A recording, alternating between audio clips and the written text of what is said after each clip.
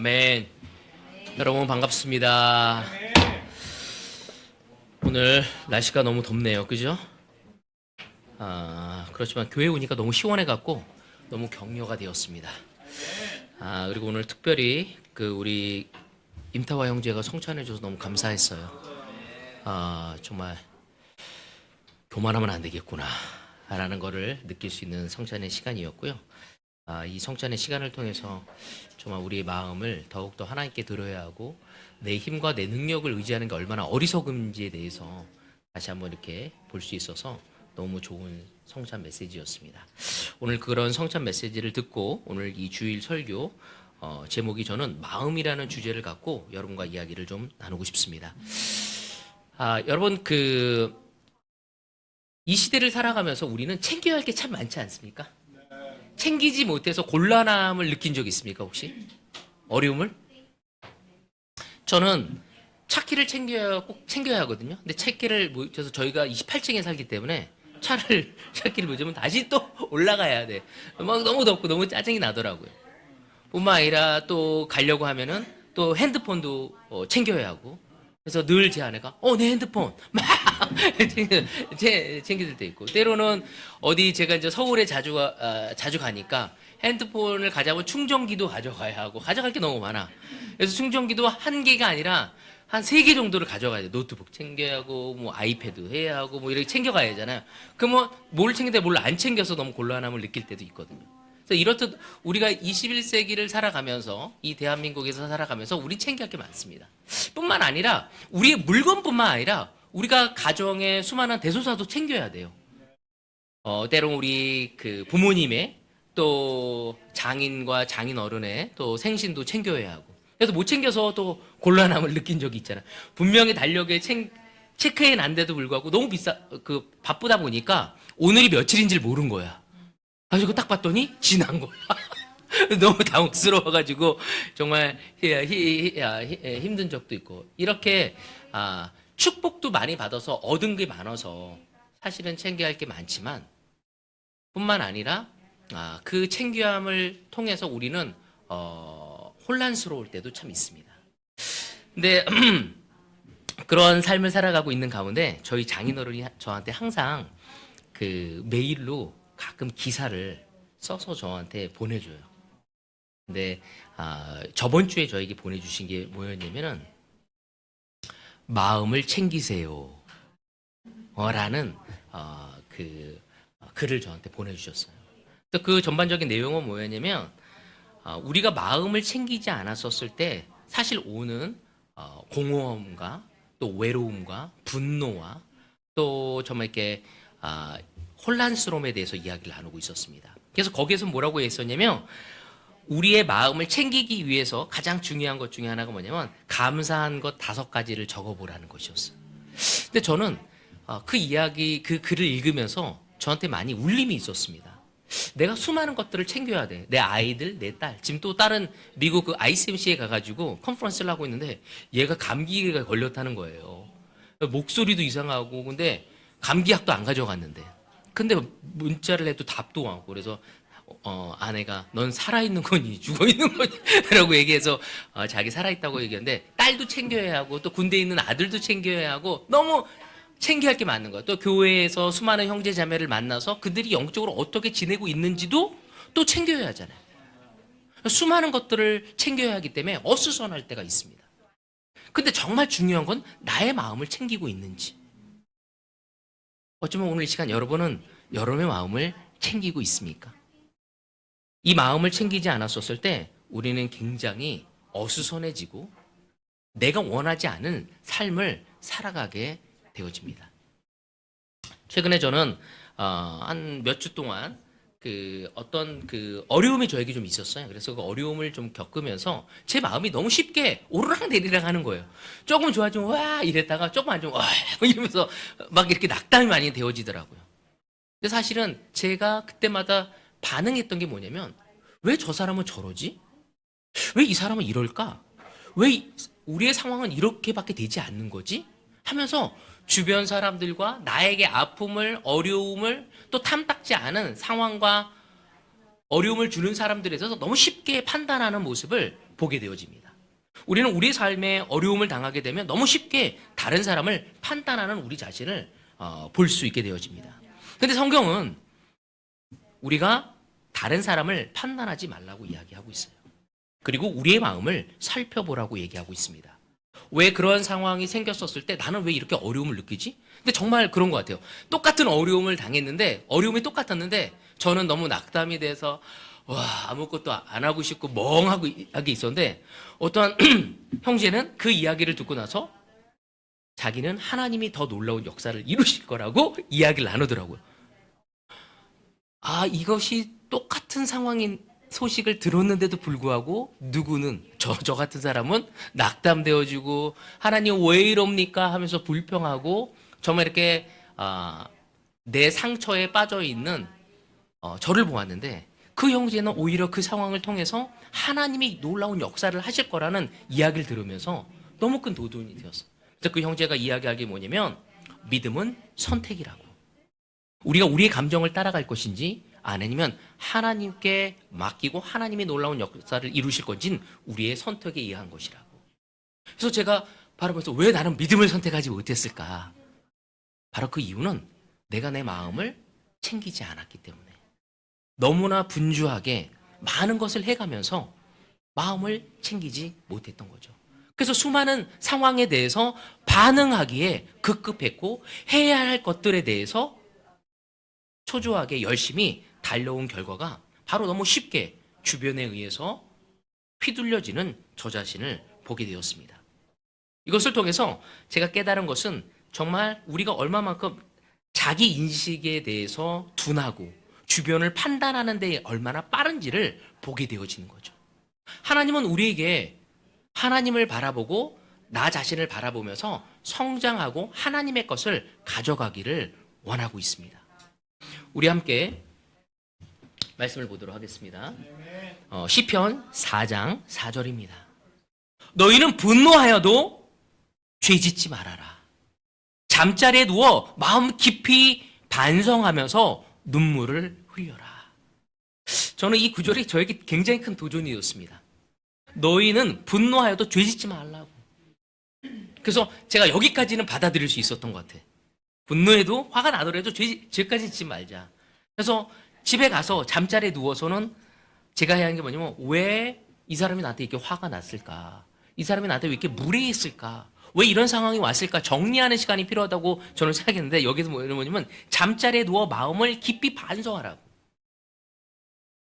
그러니까 나를 화나게 하는 사람에 대해서 판단하고 분석하기 이전에 내가 왜 그 상황에 그렇게 반응할 수밖에 없는지를 살피고 반성하라고 성경은 이야기하고 있어요. 자신의 마음을 살펴보기보다는 다른 사람의 마음을 보는데 우리는 너무나 익숙해져 있습니다. 내 아내가 나한테 이렇게 반응했었을 때 내 아내의 마음이, 내 아내의 행동이, 내 아내의 영성이 어떤지에 대해서 판단하기 쉬우지만 그 아내가 그렇게 했었을 때 왜 그렇게 했는지에 대한 호기심을 갖지 못하는 내 마음에 대해서는 살펴보지 못하는 거죠. 어떻게 이런 것들이 내 마음속에 들어왔는지 성경은 우리의 마음을 살펴보기를 원하고 있습니다. 사실 이 시대는 우리가 먹고 사는 데에서는 별로 어려움이 없습니다. 그렇지 않습니까? 뭐 먹을까가 중요한 거죠. 어디서 먹을 거가 중요해지고 있습니다. 다시 말해서 우리는 육체적으로 충분한 필요를 채우면서 살아갈 수 있지만 우리의 영은 왠지 불안하고 외롭고 분노가 있고 만족하지 못하는 삶. 우리의 마음을 챙기지 못했을 때 우리는 그 삶을 살아갈 수밖에 없다는 거죠. 끊임없이 다른 사람을 분석하고 비교의 대상으로 보기 때문에 우리는 늘 초조해질 수밖에 없는 것입니다. 왠지 처져 있는 듯한 느낌을 지워버릴 수가 없는 거죠. 오늘 저희 첫 번째 포인트는 우리의 마음을 잘 살펴야 한다. 마음을 챙기기 위해서는요, 우리의 마음을 잘 살펴볼 수 있어야 한다는 겁니다. 이거를 다른 말로 하면 자기 개념을 우리는 의식하고 있어야 돼요. 자기 개념. 또 자기 인식을 할 수 있어야 한다는 것입니다. 성경은 너무나 놀라운 것 중에 하나가 하나님을 아는 동시에 나 자신을 알아가기를 원하고 있다는 겁니다. 근데 우리는 때로는 하나님 말씀까지도 나를 바라보기보단 다른 사람을 재단하고 분석하고 판단하는 데 사용되어질 때가 너무 많죠. 그래서 의도적으로 우리의 자신을, 우리의 마음을 살피지 않는다면 우리의 마음을 챙길 수가 없습니다. 근데 챙길 수 없기 때문에 내가 무엇을 필요로 하는지도 잘 모르는 거죠. 함께 성경을 보도록 하겠습니다. 요한복음 13장 2절입니다. 저녁을 먹을 때 악마가 이미 시몬 가룟의 아들 유다의 마음속에 예수를 팔아넘길 생각을 불어 넣었다. 이 요한복음 13장에 보면 사탄이 가룟 유다의 마음에 어떤 생각을 불어 넣었다고요? 예수님을 팔아넘길. 가룟 유다가 원래 예수님을 따를 때 팔아넘길 생각으로 예수님을 따랐을까요? 왜 가룟 유다는 예수님을 팔아넘길 생각이 들어갔을까요? 그리고 왜 그것을 거부하지 못했을까요? 그는 처음에 예수님을 따를 때 예수님이야말로 이 시대를 변화시킬 사람이고 예수님을 따라간다면 로마로부터 우리가 해방을 얻을 수 있다는 확신을 가지고 예수님을 따랐습니다. 열정을 가진 사람이었어. 하지만 어느 순간에 그는 예수님을 팔아넘길 사람으로 되어진 거죠. 저는 제 주변에 많은 사람들을 보았었을 때 하나님을 너무 사랑하고 하나님을 열심을 따랐고 예수님을 사면 눈물을 흘렸던 그들이 나중에는 하나님을 버리고 교회를 버리고 떠나는 사람을 많이 보았습니다. 때론 그것이 저에게 너무나 큰 충격인 것은 그녀가 그런 행동을 할지 저는 미처 생각하지 못했어. 가룟 유다는 큰 자신의 나라가 이스라엘이 해방되어지는 것에 큰 꿈을 가지고 있었지만 그 과정 속에 자기의 마음을 살필 수가 없었습니다. 예수님의 행한 행동에 대해서 실망도 하고 자기 뜻과 다른 것을 보기는 했지만 자기의 마음속에 왜 그것이 실망스러운지 살필 수 있는 여유가 없었어. 그래서 끝내는 시간이 가면서 처음에 가졌던 동기와 그 순수한 마음은 잃어버리고 사탄이 그의 마음속에 예수님을 팔아넘길 생각을 주는 것조차도 모르는 채 민족을 구원하기 위해 예수님을 팔아넘겨야 한다는 생각이 되어져 버렸던 거죠. 너무나 안타깝습니다. 저 또한 하나님의 일을 하면서 하나님의 일을 한다면 뭐예요? 더 많이 사랑해야 돼요. 더 여유가 있어야 돼. 더 자유로워야 돼. 더 평안해야 돼. 근데 하나님의 일을 하면서 평안이 없어져. 하나님의 일을 하는데 사랑하기 싫어. 하나님의 일을 하면서 불평스러워. 내 마음을 챙기지 못했었을 때, 내 마음을 바라보지 못했을 때 그런 부정적인 순간 마음들이 제 마음에 차고 있는 것을 내가 놓쳐버릴 수 있다는 것입니다. 디모데전서 6장 5절입니다. 마음이 썩고 진리를 잃어서 경건을 이득의 순간으로 생각하는 사람 사이에 끊임없는 알력이 생깁니다. 전 너무나 도전이 되었어요. 이 구절이. 마음이 썩었을 때. 왜 마음이 썩을까요? 내 마음을 챙기지 못했을 때, 내가 옳지 않은 마음이 있는데 미움이 있고 시기심이 있고 분노가 있고 열등감이 있고 음란함이 있고 거짓이 있고 이기심이 있는 거를 그냥 받아들인 거죠. 그때 그것이 우리의 마음에서 썩어가기 시작합니다. 그때 그 결과는 무엇인지 진리를 받아들일 수가 없습니다. 너무나 놀라운 말씀을 듣는데도 불구하고 그 진리가 내 것이 되지 않는 거죠. 여러분 그런 적 없습니까? 저는 그런 적이 너무 많아요. 진리가 내 마음까지 터치를 못하는 거야. 머리에서는 맴돌아. 그렇지만 내 마음을 움직일 수가 없는 거예요. 왜? 내 마음에 옳지 않은 걸로 썩어져 있기 때문이죠. 근데 그런 사람의 특징이 뭐냐면 경건, 하나님을 따라가는 그 신앙심 역시도 이득의 수단으로 보는 거죠. 이것이 나에게 얼마나 이득이 되나. 하나님을 따라가는 것이. 여러분 한번 생각해보죠. 여러분이 우리가 대가 계산할 때 하나님을 사랑하는 걸 얘기하면서 누군가 나를 사랑할 때 나를 사랑하기보단 내가 가지고 있는 것을 누리기 위해서 결혼한다면 우리는 결혼을 보류할 거라고 이야기합니다. 보류해 볼 거라고.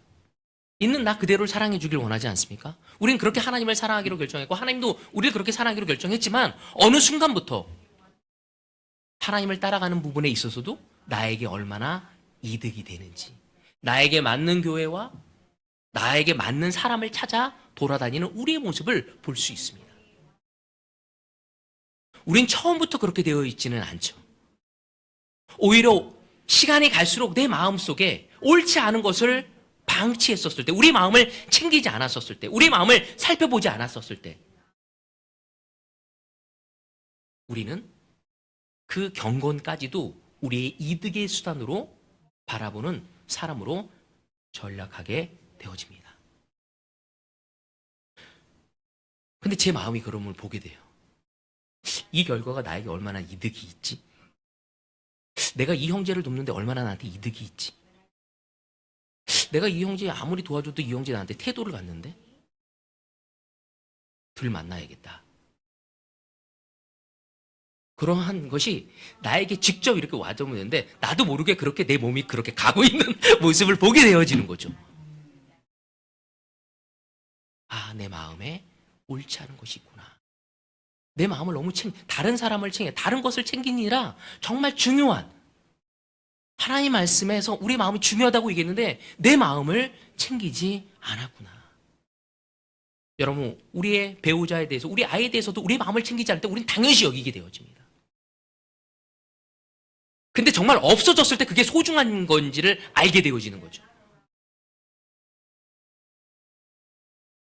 사탄은 이렇듯 우리에게 가장 소중하고 아름다운 것까지도 마음을 잃게 되어지면서 그 소중한 것을 올바로 다루고 발전할 수 있는 것을 못하게 만드는 것이 사탄의 계략이고 목적이고 계획이고 그의 힘이라고도 얘기할 수 있습니다. 그럼 오늘 시간 우리는 우리의 마음을 살펴봐야 합니다. 마가복음 2장 6절에 8절입니다. 율법학자 몇이 거기에 앉아 있다가 마음속으로 의아하게 생각하기를 이 사람이 어찌하여 이런 말을 한단 말이냐. 하나님을 모독하는구나. 하나님의 한 분밖에 누가 죄를 용서할 수 있는가 하였다. 예수께서 그들이 속으로 이렇게 생각하는 것을 곧바로 마음으로 알아채시고 그들에게 말씀하셨다. 어찌하여 너희는 마음속에 그런 생각을 품고 있느냐. 너무나 재미있는 장면이 있습니다. 정말 너무나 고통스러운 삶을 살아가고 있는 사람에게 예수님이 그를 해방시켜 주었습니다. 죄가 용서되었다고 얘기했을 때 그들은 그 사람이 얼마나 자유로운 몸이 되었고 회복되었는지에 관심이 없었어요. 그들의 관심은 뭐에 있었죠? 왜 이 사람이 누군데 하나님 외에 할 수 없는 것을 하냐? 왜 그들이 그렇게 생각했을까요? 그들은 어쩌면 예수님을 통해서 자기의 위치에 대한 두려움을 느낄 수 있었던 것입니다. 내가 하나님을 전하고 있는데, 내가 하나님하고 가장 가까운 사람인데, 근데 네가 나보다 더 놀랍게 이런 일을 해? 그들의 불안함, 그들의 시기심, 그들의 욕심, 그러한 마음들이 그들에게 부정적인 생각을 가져가게 만들었죠. 너무 놀라운 것은 예수님은 그들의 마음을 알아채시고 그들에게 어찌하여 너의 마음속에 그런 생각을 품고 있냐고 이야기하고 있습니다. 예수님은 우리의 마음을 살피시는 분이죠. 여러분, 우리가 마음은 열지 않았지만 옳지 않은 행동을 할 때가 많습니다. 우리가 행동할 때 네가 나에게 이런 행동에서 내가 이렇게 했잖아 라고 하지만 그 사람 행동 이전에 우리 마음속에 많은 것들이 있는 거죠. 여러분, 여기 있는 율법학자들은 생각을 드러내지는 않았습니다. 겸손한 척, 점잖은 척, 경건한 척은 하고 있었지만 그들의 마음속에는 온갖 생각이 그들을 지배하고 있었습니다. 여러분, 우리는 우리의 마음을 살피고 우리의 마음에 옳지 않은 것을 제거하기 위해 하나님께 갈 수 있는 우리가 되어야 합니다. 그때 배움을 가질 수 있고 하나님의 진리가 우리를 움직일 수 있게 될 것입니다.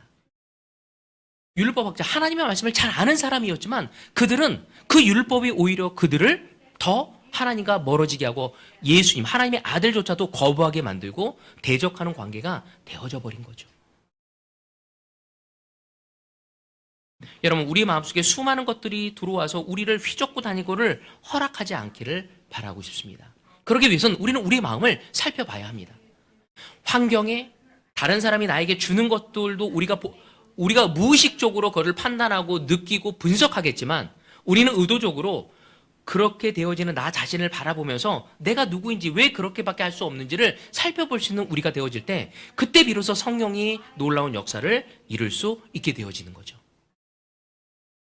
잠언 4장 23절에 보면 그 무엇보다도 너는 내 마음을 지켜라. 내 마음을 살피고 보호하라고 얘기하고 있습니다. 그 마음이 바로 생명의 근원이기 때문이라고. 여러분, 우리의 삶이 신나지 않고 우리의 삶에 저만큼 희망이 없고 우리의 삶에 열정이 없고 우리가 누군가에게 사랑할 수 없고 이 모든 것은 우리 마음을 보호하지 않았을 때 이것이 나올 수가 없는 거죠.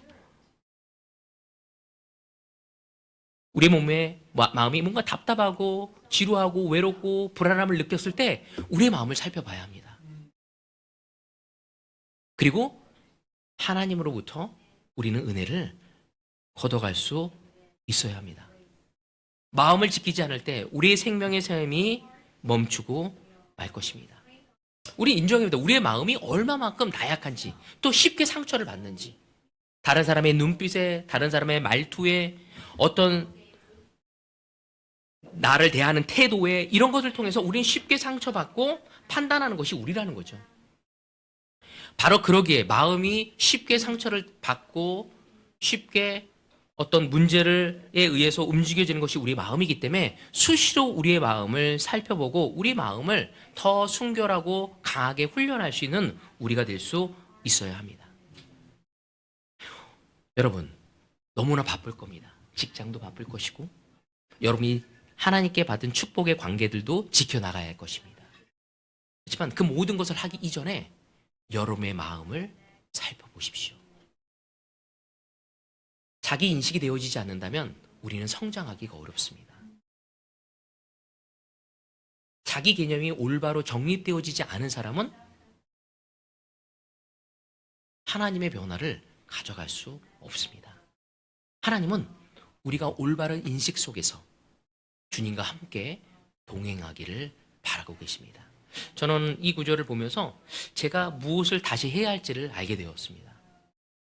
어떤 상황이 왔었을 때 어떤 환경이 나에게 왔을 때 내가 원치 않는 관계가 나에게 맞닥뜨려졌을 때 직시할 때 내가 먼저 내 마음을 살펴봐야 하는구나. 내가 사랑으로 믿음으로 하나님에게 주신 그 소망으로 다가서고 있는지 만약 그렇지 않다면 오히려 나의 열심이 나의 헌신이 나의 경험이 나를 진리를 거부하게 만들고 경건까지도 나의 이익의 수단으로 되어지는 정말 죄인이 될 수밖에 없다는 것을 다시 한번 확신할 수 있는 시간이었습니다. 두 번째 보도록 하겠습니다. 두 번째는 우리의 마음을 살피고 우리가 해야 할 게 뭐냐면 우리의 마음을 낮은 곳에 두어야 한다는 것입니다. 성경은 끊임없이 우리에게 뭐라 하냐면 겸손한 마음을 가지라고 얘기하고 있어요.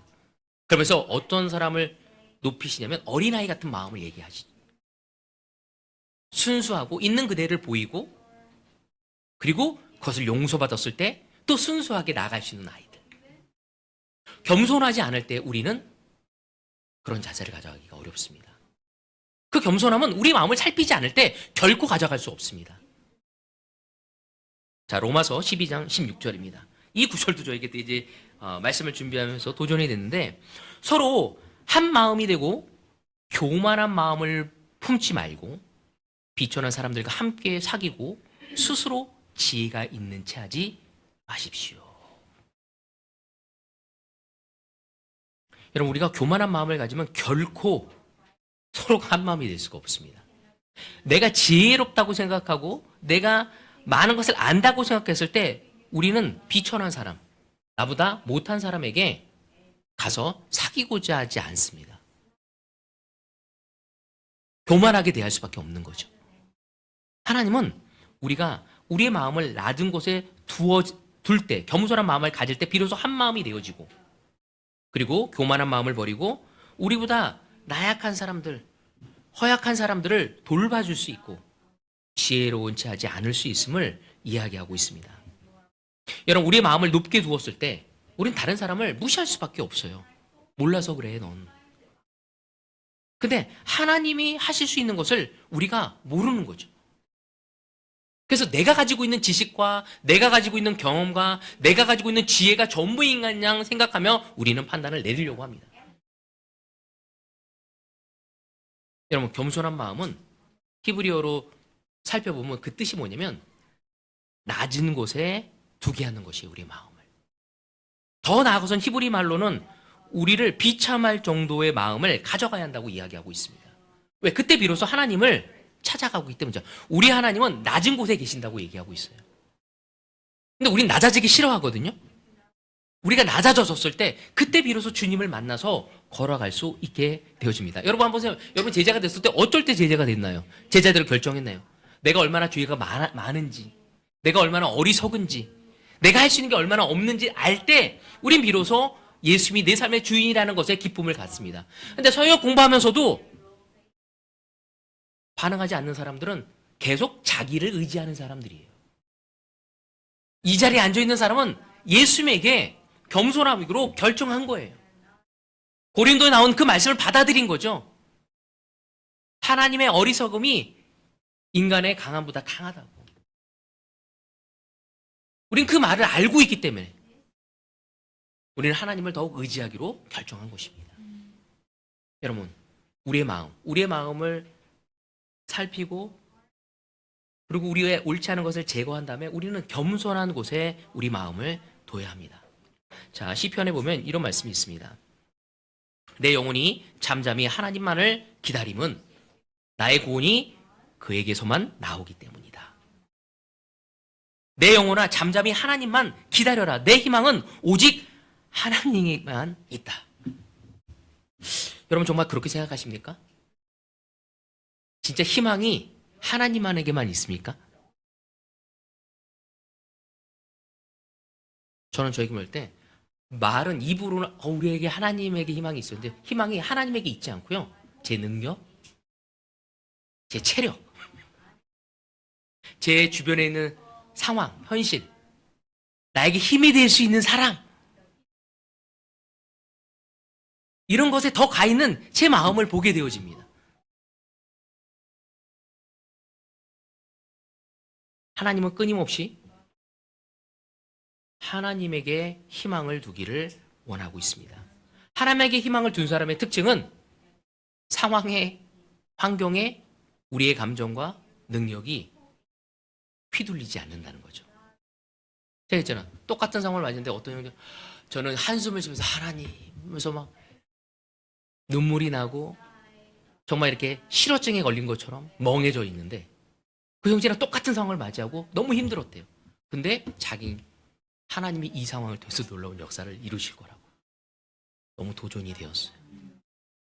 그 형제의 모습을 저는 따라가야 한다고 결정했습니다. 여러분, 우리 자신을 의지할 때 우린 결코 겸손해질 수 없습니다.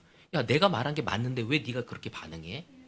내가 얼마만큼 너를 배려하고 얘기했는데 네가 나한테 이렇게 반응해?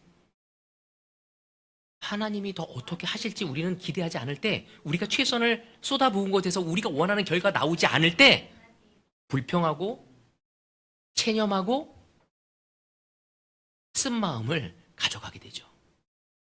이 세상 수많은 부부들이 왜 이혼하며 쓴 마음을 갖겠습니까?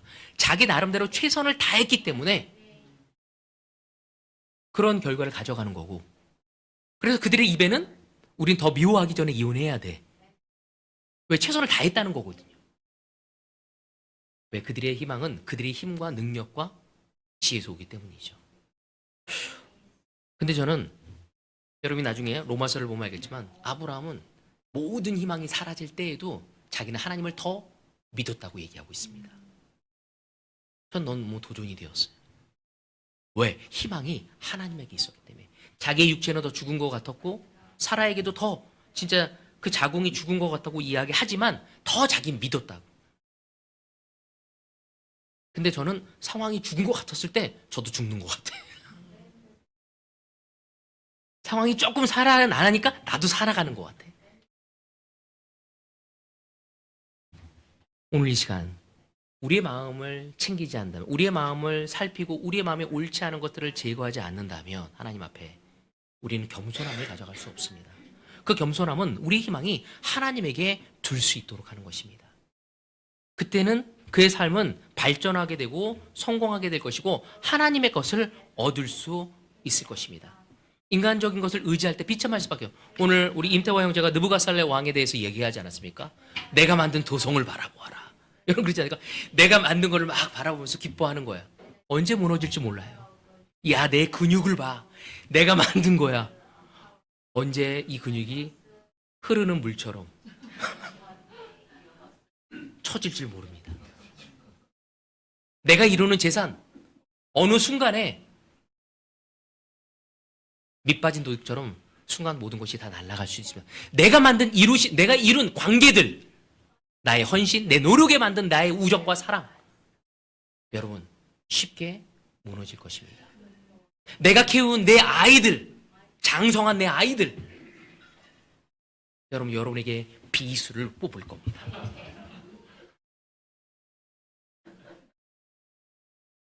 여러분, 하나님에게만 희망이 있음을 우리는 인지해야 합니다. 마지막 이 구절을 보면서 마치고 싶습니다. 빌립보서 4장 9절 8절입니다. 아무것도 염려하지 말고 모든 일을 오직 기도와 간구로 하고 여러분이 바라는 것을 감사하는 마음으로 하나님께 아뢰십시오. 여러분, 이것이 바울이 빌립보 교회 형제자매들에게 쓴 거예요.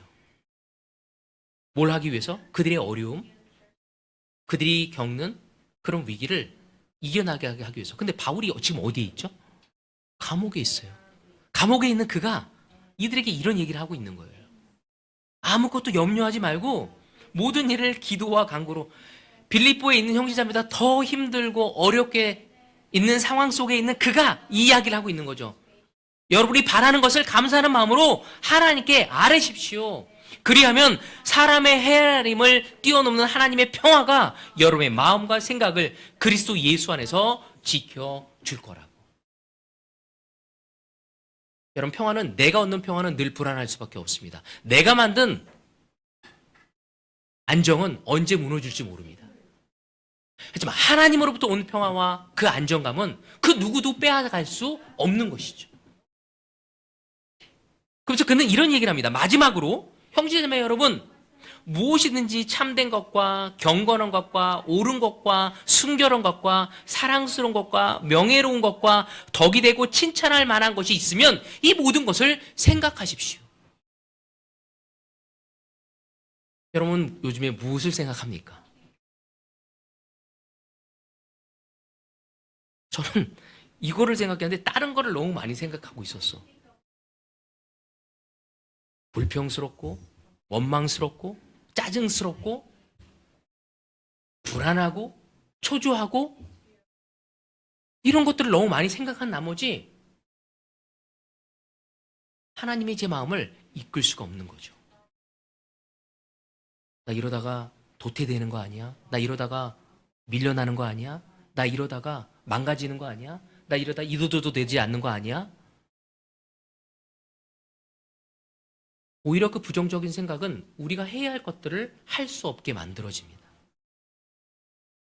바울은 하나님께 감사하는 마음으로 구하라고 하면서 그때 하나님이 놀라운 안정과 평안을 줄 거라고 얘기하면서 너희들의 생각은 무엇을 할지 명예로운 것, 사랑스러운 것, 순결한 것, 경건한 것, 명예로운 것, 칭찬할 만한 것들을 생각하라고 얘기하고 있습니다. 저는 이 말씀에 제 마음이 압도되어졌어요. 형제자매 여러분, 우리의 마음을 챙기는 게 무엇인지, 여러분, 첫 번째 우리의 마음을 살펴서 옳지 않은 것들을 주님 안에서 제거할 뿐만 아니라 두 번째는 좋은 것들을 생각하십시오. 여러분이 축복받은 걸 생각하십시오. 세상에서도 하나님을 알지 못해도 마음을 챙기라고 얘기하면서 감사한 5가지를 쓰라고 그래, 매일매일. 여러분, 우리는 더 놀라운 것들을 받은 사람들입니다. 주님의 평화가, 주님의 열정이, 주님의 꿈이 여러분을 누리고 여러분을 움직일 수 있기를 바라고 싶습니다. 저 또한 2024년 주불리를 앞두고 또 해야 할 것들이 너무 많이 쌓였지만 이 말씀을 통해서 이 말씀을 준비하면서 제가 해야 할 것이 있다는 것이 무엇인지 바로 하나님께 가서 내 마음을 살피고 그 다음에 좋은 것들을 생각해야겠다. 그때 다시 한번 내 입가에 미소를 띄울 수 있고 그리고 주님이 주신 그 은혜의 길을 걸어갈 수 있습니다. 형제자매, 이 더운 날 짜증이 우리를 지배하게 하지 말고 주님의 은혜가, 자비함이, 주님의 사랑이 우리를 지배할 수 있기를 소망하며 이 말씀을 마치도록 하겠습니다.